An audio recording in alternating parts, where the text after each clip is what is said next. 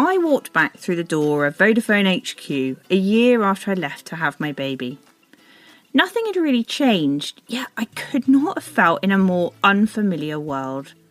The last 12 months had been a blur of nappies, weigh-ins, leaky boobs and baby groups, where no one asked me anything about my career, just how well my daughter was sleeping.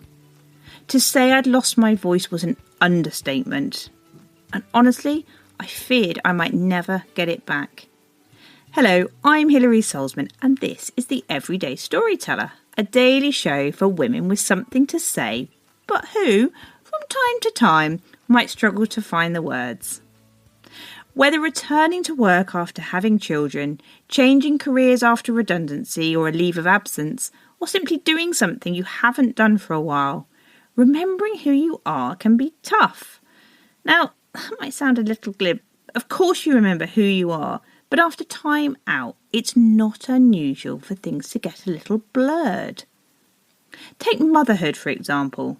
There are so many societal and family pressures to be the perfect parent that when you return to work, your roles get all muddled up. Are you mum in the mornings and at bedtime and career woman during the day? What happens when your child gets sick or if you work part-time? And what if you've had a leave of absence following redundancy? Maybe you've struggled to find work, unsure of what you want to do. Maybe you've decided to embark on a new career, but you've been out of office life for so long, you're not sure you're supposed to be anymore. So what do you do? It's tough for sure, but I think it's time to go back to basics. If you've gone through a major life change, it's pretty safe to say things are not going to return to normal. Or they might, but that normal will be a new version, and that's cool. Accepting that, I believe, is half the battle. For example, I had to accept that working for big businesses and scaling the corporate ladder was no longer for me.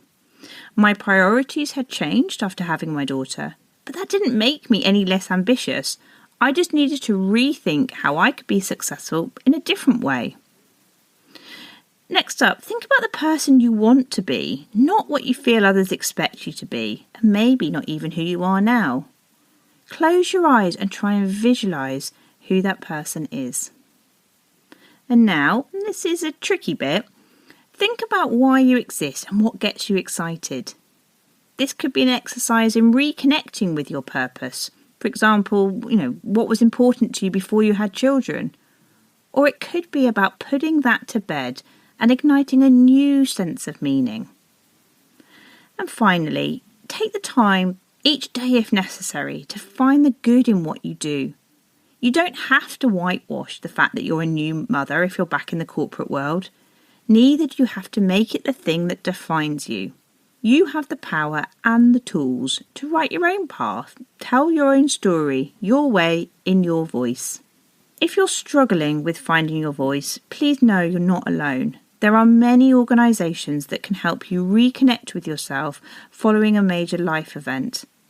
And if you need support specifically about rewriting your story and figuring out where to go with it, all my contact details are in the show notes. You've got this.